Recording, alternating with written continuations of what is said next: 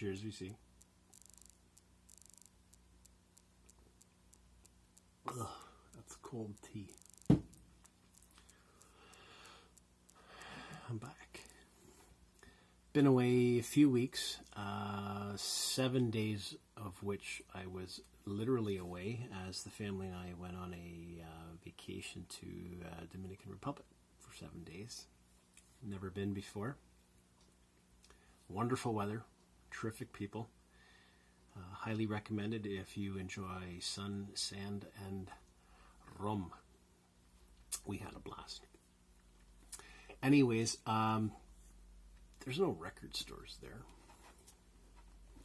I think that was a good thing.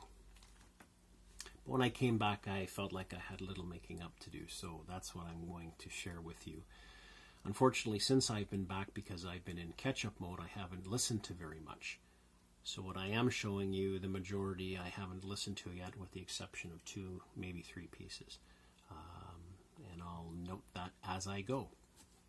The first one is one of 3 records I picked up in a local little hole-in-the-wall record shop that's been around forever that I quite enjoy. It's called Orange Monkey. Do I have a card?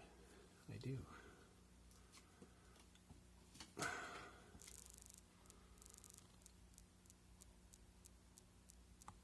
They are essentially they're in what used to be an old house. They're in the upstairs. Cathedral ceilings, very tight, maybe 3 times the size of this room, which isn't a very big room to begin with. But anyways, I haven't been in there very much over the last little while. So I went and picked up 3 records. Love the guys that work in there. Always knowledgeable, and they have different stuff, lots of jazz. Told him what I was looking for. First thing that he pointed to, but that was maybe something new to me that I was not familiar with, and that is the case, is Funky Skull by Melvin Jackson. Melvin was a bassist with Eddie Harris, I believe. This was originally released, it's his only solo album, originally released in the 60s, recently reissued now. This is really different. It's funky. He plays an upright bass. I wrote this down because it's so complex.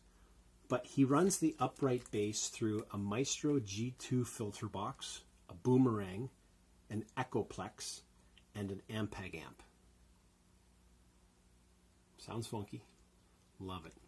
Not really much else that certainly I have in my collection is like this, but it's different and it's catchy. Check it out. Okay, haven't listened to the next few. The first one, I think a lot of people have seen on the VC. It's widely regarded as a must-have. This is the Baby Huey story, Living Legend.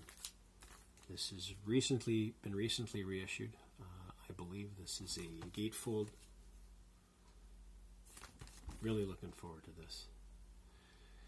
I believe Memphis Vinyl Jim and the Misses recently showed this. Don't remember how long ago, maybe in the last week or 2. Hi guys, Jim, April, hope you're doing well. Check them out if you're not familiar with them yet.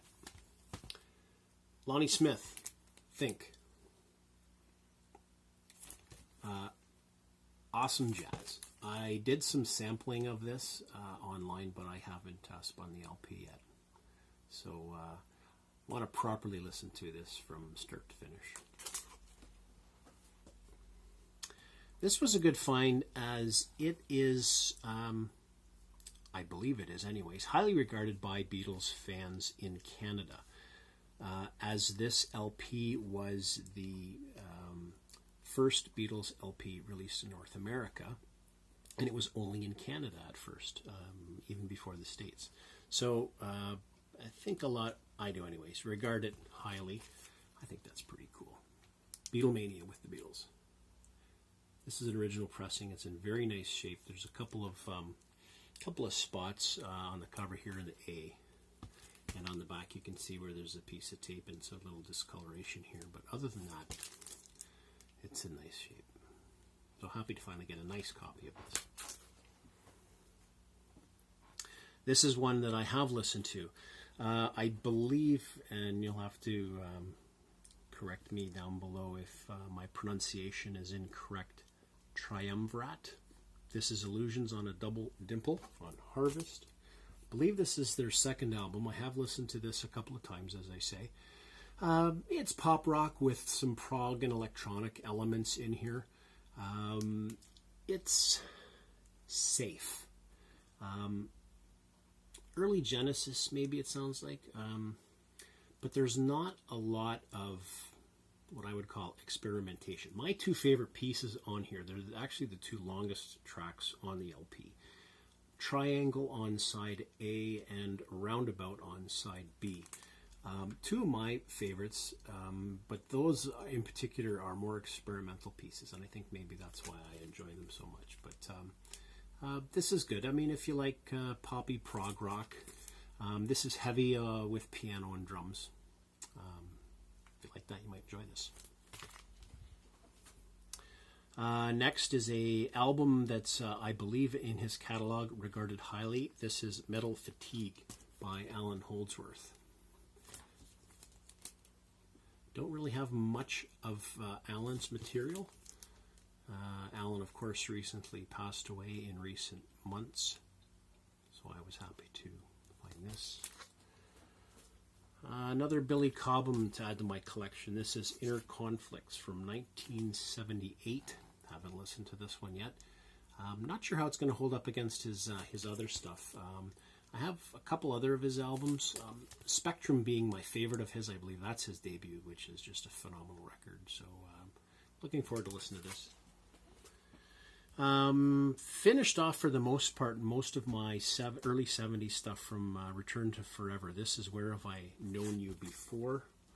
This was released in 1974.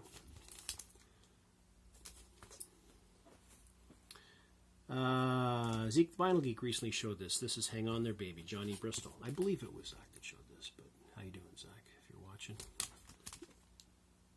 Oh, looking forward to listening to this as I whack myself in the head.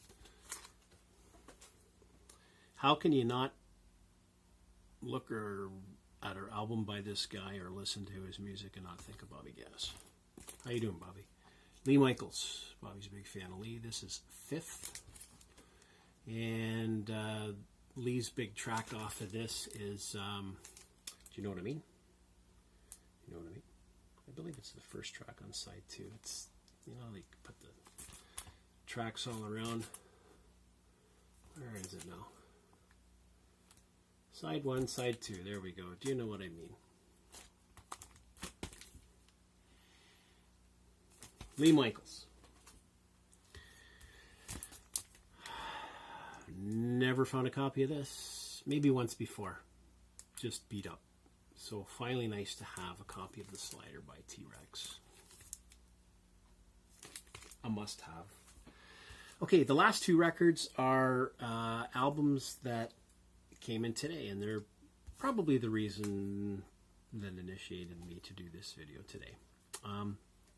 Two records that I bought from the same buyer on eBay, which is not something I do very much. I don't purchase albums on eBay almost ever, maybe twice a year. I've never ordered anything on Discogs. Turns out the guy that I ordered these from lives an hour away, so these got here in about a day. Very happy to find both of them. Naturally, I haven't listened to either of them yet. But the first one is by Lonnie Smith, who I think I've showed a CD. Maybe did I show this CD? This is his debut album. I can't remember if I showed that in a video or maybe on Facebook. I can't remember. Anyways, this that was his debut album. This is his third release, the second from 1974. Lonnie Smith and the Cosmic Echoes. This is Expansion, and this is an original U.S. pressing on Flying Dutchman. It's gatefold.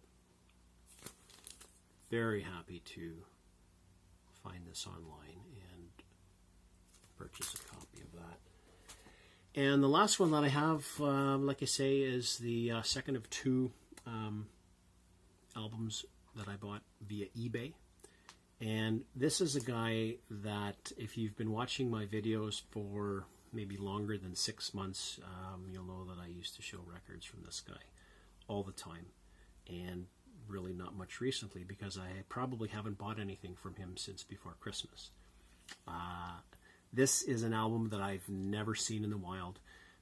It actually initiated the purchase here. I found this one first, and then I went through the seller's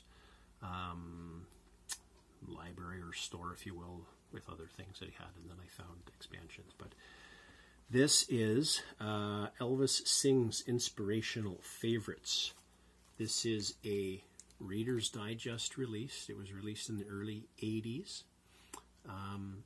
Only ever released on LP in Canada and the US. This is still in the shrink wrap.